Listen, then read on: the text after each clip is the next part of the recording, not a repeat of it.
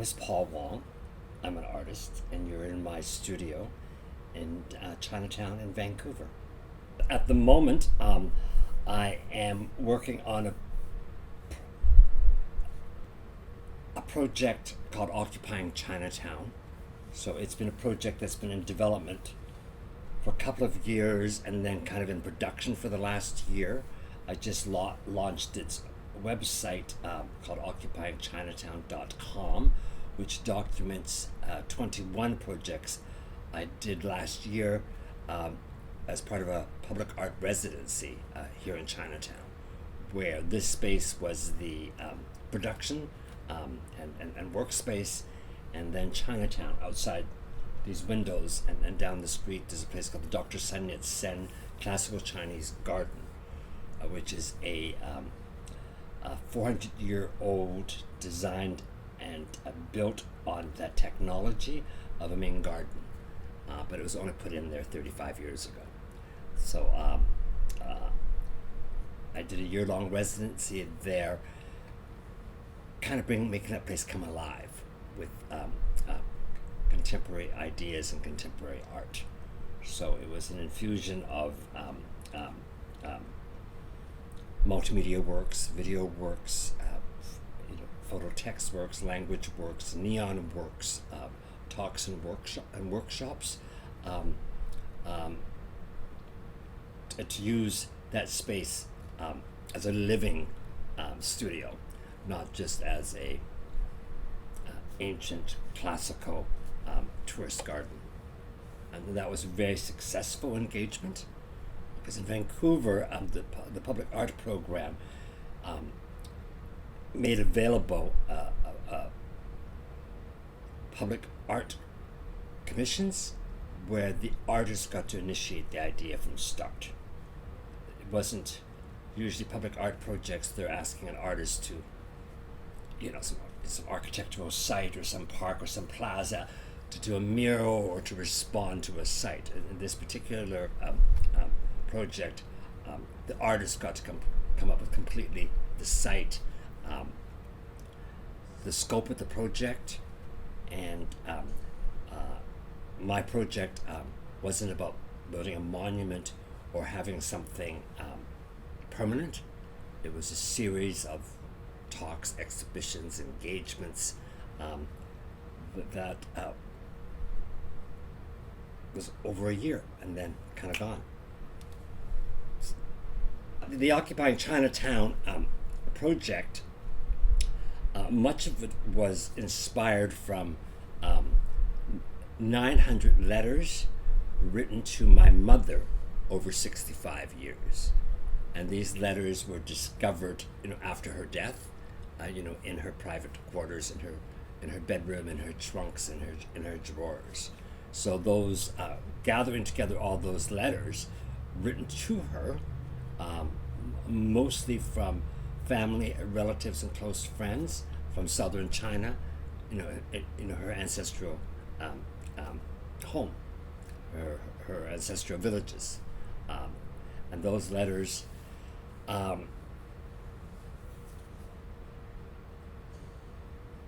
She came from a bourgeois family, and she's the only one to migrate and settle here. So there's a lot of burden in those letters. There's a lot of desperate people reporting and pleading for help. Please let my son come over. Please help us with food and money and clothing, and she became the hopes and dreams for all her siblings and family members, because she was here in Canada and they were stuck there in the brutality of the Chinese Communist Revolution. And because they all came from bourgeois families, their lives were very difficult. In fact, everything in this studio, because I got this studio at the same time as I started that residency like 14 months ago. So everything in this studio is related to everything I've done in the last year. So these spaces started out empty. So all these right here actually just got finished So these are the 900 letters that have all been cataloged, scanned, and printed. So now I have work copies. So I have the originals, I have the digital copies, and then I have the printed copies. So that just kind of got finished last week. So there in these binders are the 900, 2,500 pages of letters from the 90 writers. And what's in the other room are several works. Mother's Cupboard, which is a series of photographs of jars from my mother's cupboard, Western brand jars filled by her special and prized Chinese traditional medicines, herbs, and ingredients that she would use in her cooking. So Mother's Cupboard became this series of examinations and deconstruction of this collection, and it's become a series of public art, big backlit prints in bus shelters across the city, and it's a series of smaller prints in kind of gallery exhibition. And there's also a video with it, which was a documentation of her talking about those herbs and showing off, telling me about her collection a number of years ago. So that series is called Mother's Cupboard. Also in there are several scrolls where I have assembled a selection of 8 letters from 4 writers, and have made a series of scrolls. 3 formal scrolls on the wall and one very 13-page table scroll that you read like a book. It's a 13-page letter. And then there's also a neon sign that says Chinese only, in Chinese only. And that's the title of the work, although literally the sign is more like Chinese limited or Chinese exclusion, which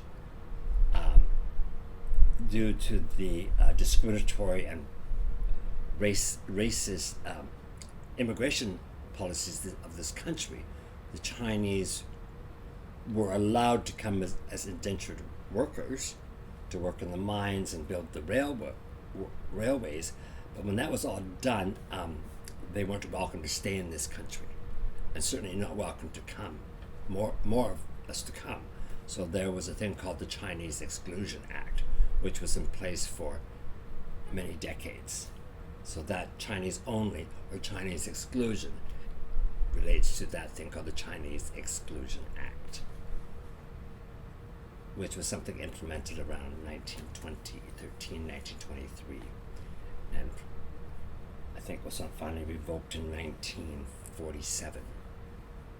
So that was to try to keep the Chinese out by applying certain kinds of restrictions and taxations, landing fees that were to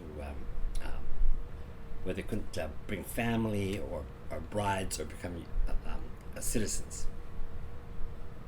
So the Chinese in this country were not given citizenship until 1947.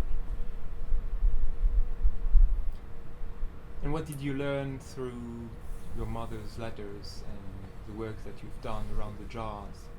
Well, first of all, I can't read, unfortunately.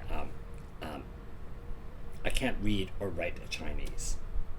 I can understand and speak a very specific dialect that my mother spoke, which is a very regional dialect of Cantonese, which has now become, which used to be the dominant language in Chinatown, but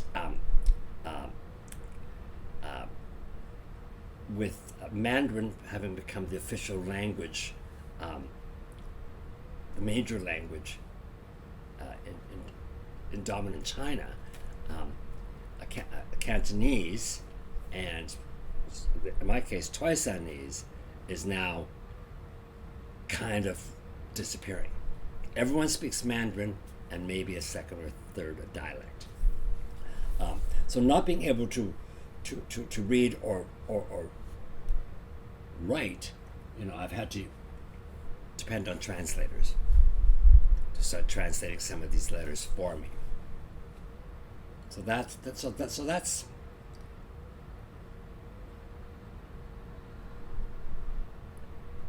so this idea of my own personal loss because I do not understand how to read or write, but at the same time, the dialect that my mother spoke is rapidly disappearing. And I'm sitting in a Chinatown that is also rapidly disappearing, which once used to be the bustling core and center of Chinese business, live and work ghetto that was almost 100% occupied by Chinese for many, many, many square blocks, has not been repopulated. And each day, and each week, and each month, more and more and more of the businesses that sustain the Chinese community are disappearing. So this project is a lot about is disappearing and what is retained.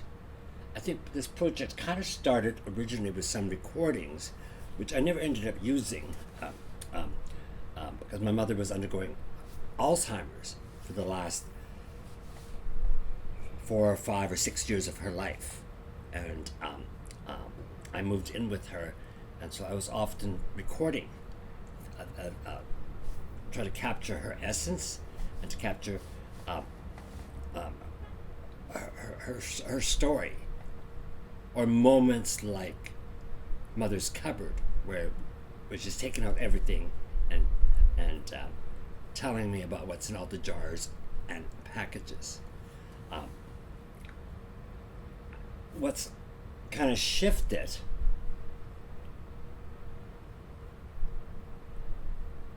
is that originally, in recording that, it was about what is being lost through one's loss of memory. But what's actually happened in the development of a number of these works is what's being remembered. And a lot of that is now through these letters, because she has no voice in these letters. We don't hear from her. These are all letters written to her. So there's this wonderful absence. We have these jars and this language that's not spoken by her, but this is kind of the remnants of objects and words.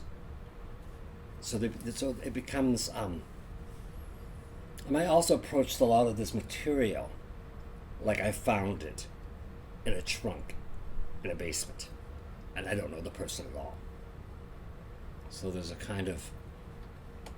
Of course, I have the beauty of actually knowing the background story. So there's an approach to this that is not. It's not a family tree. It's not an ethnographic study. It's not a documentary. It's just kind of responding intuitively by piecing a number of things together and see what emerges, which is a number of works.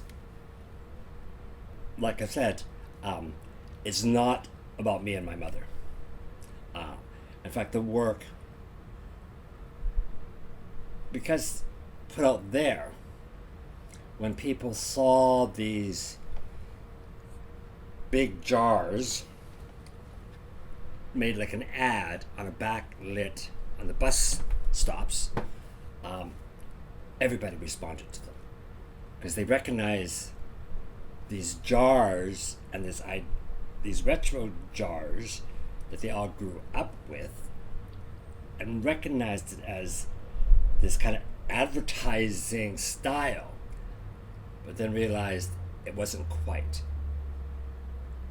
And everyone was responded saying, my grandmother, my mother kept herbs and pickles and dry goods and reused jars all the time. So it speaks to something that wasn't about mother or son. Just that making these insignificant, jars to have in here from someone's cupboard, and focusing on it and making it big and bold, kind of took them out of the dark and kind of placed them into the light, and people go, ah. So and also these letters of ordinary but extraordinary histories of the writers, and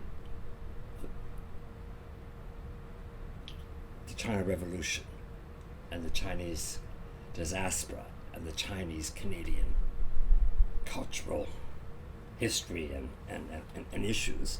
They're not about the individual that they're written to.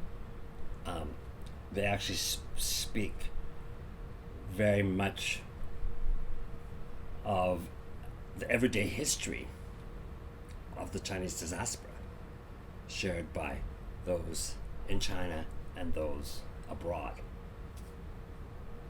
Because it's kind of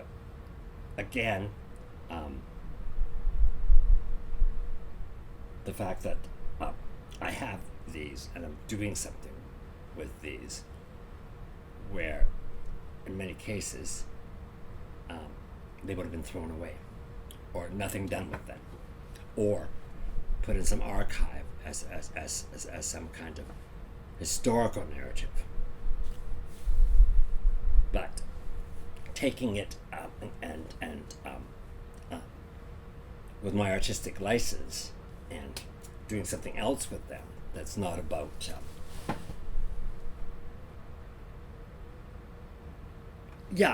it's neither fiction nor nonfiction what I'm doing with them. I'm taking a nonfiction source and putting it out there in bits. That's fragments of story. That's fragments of memory. That's fragments of history. That's fragments of calligraphic style, language. And what are the future of those letters? Are you going to continue unfolding, unraveling the stories? Well, I've only, managed to work with, so far, I have produced work from 8 letters from 4 writers. There is 90 writers and 2,500 pages of 900 letters. Right now I'm in discussion with the museum. They're interested in Mother's Cupboard. They're interested in the Chinese only neon, and they're interested in a number of these letters that I mentioned, where there's discussion about food and medicinal herbs. A lot of my work has been site specific. I make work responding to a site or a context, or complete a work for a specific exhibition. You always have a number of things you're working on, or because I've been working for 40 years, I have a huge palette of things I can pull from. This is now, as I start to understand more and more of it, it can be never ending, which is kind of wonderful. Having this project and having this studio, and I being back in Chinatown. The studio has become a bit of a destination. So it's been I've been able to engage with elders and Chinese speakers and translators and curators, programmers. I just got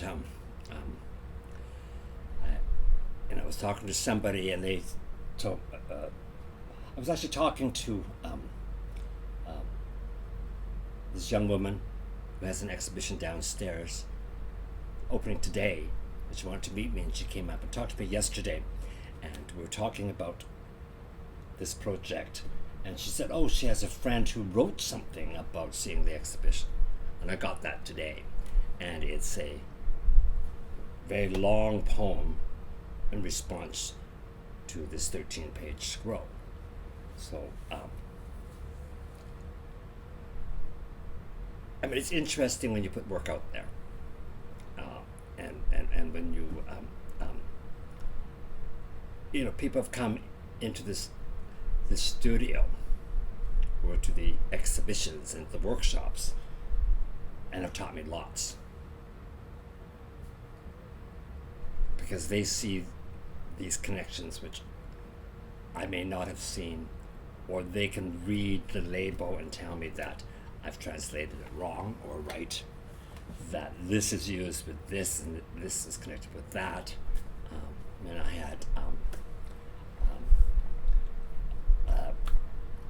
an elder walk in here last week and started looking at some of the photographs that got blown up in the other room, and she just looked at that one photograph and just kind of was able to tell me what she instantly saw, that there was this family picture from 1926, and she says they've got overseas connections. They are a bourgeois family, a very bourgeois family, because look at what, to have a photograph like this and to wear that kind of traditional Chinese clothes or that kind of Western clothes, it was just, yeah, she understood it, because she's of that generation.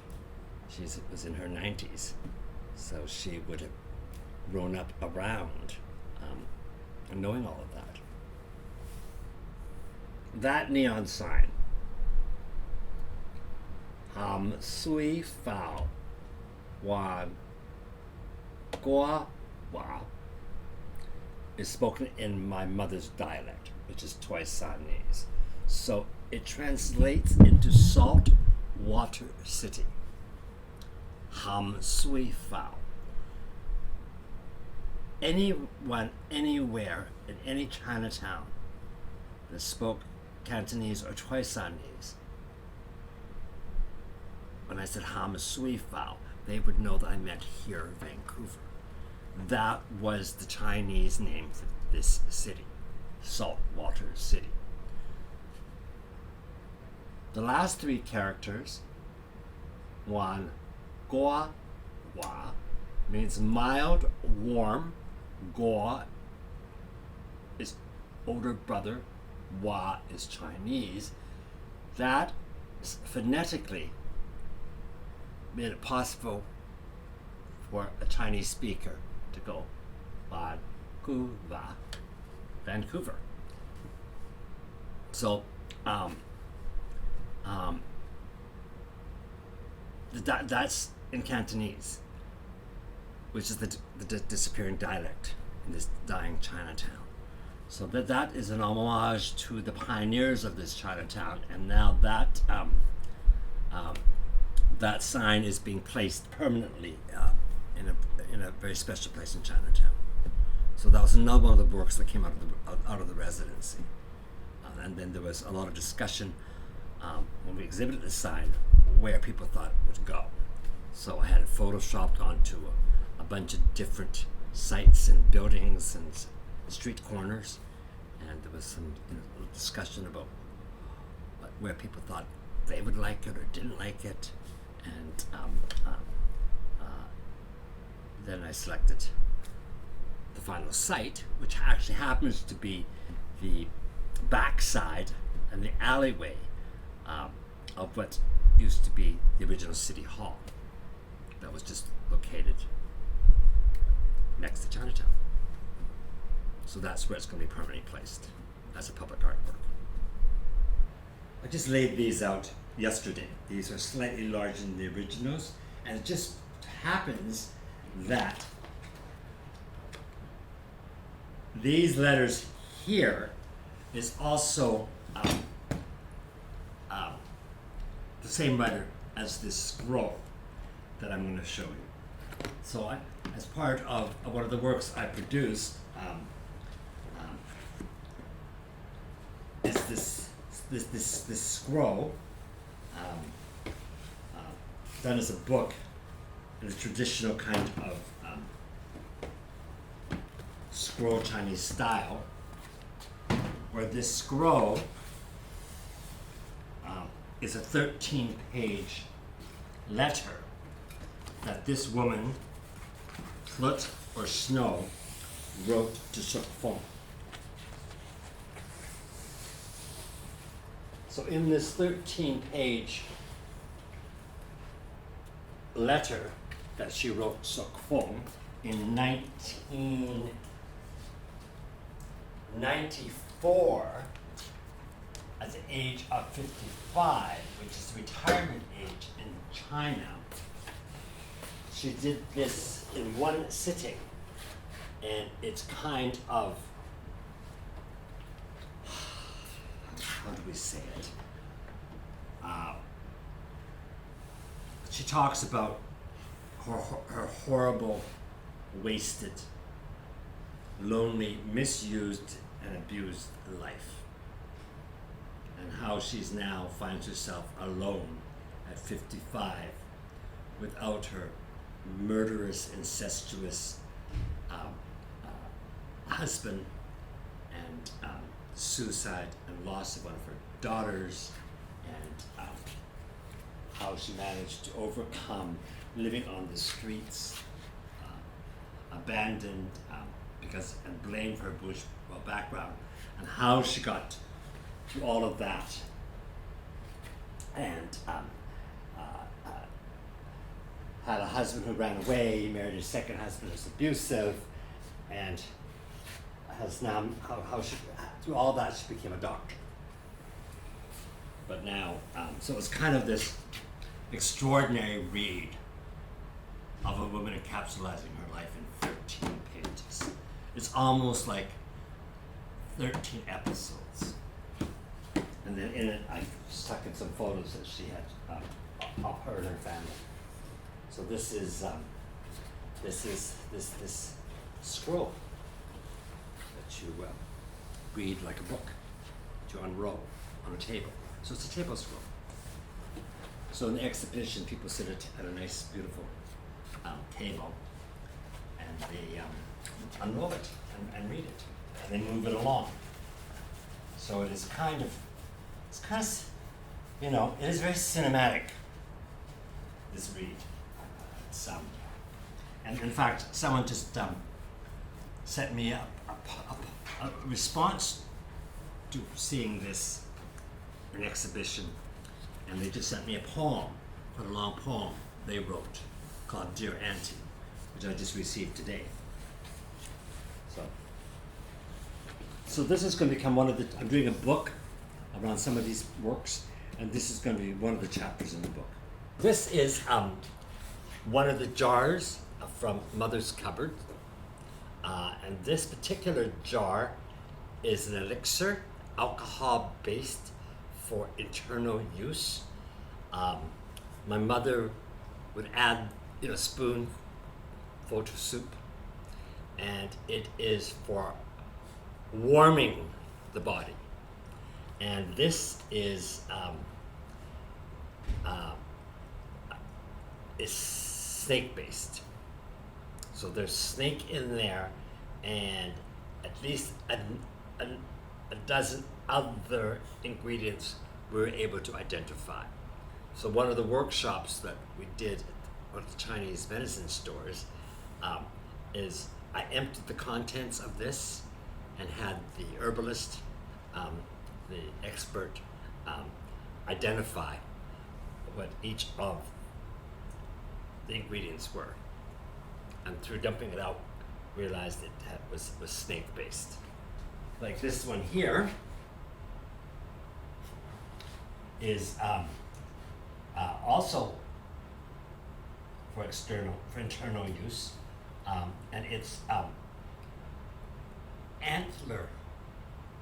deer antler based, and it also has, at least a dozen ingredients.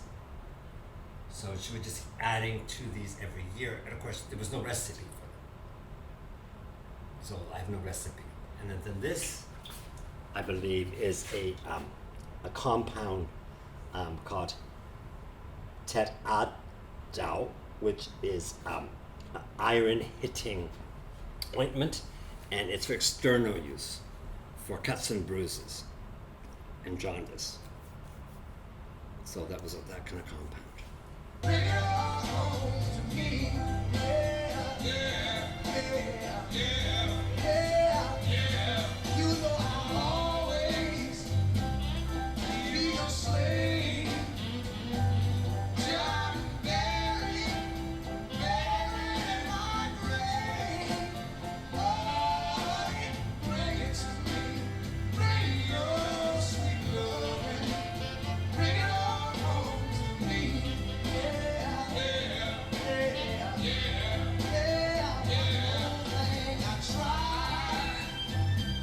To treat you right, but you stayed out in line.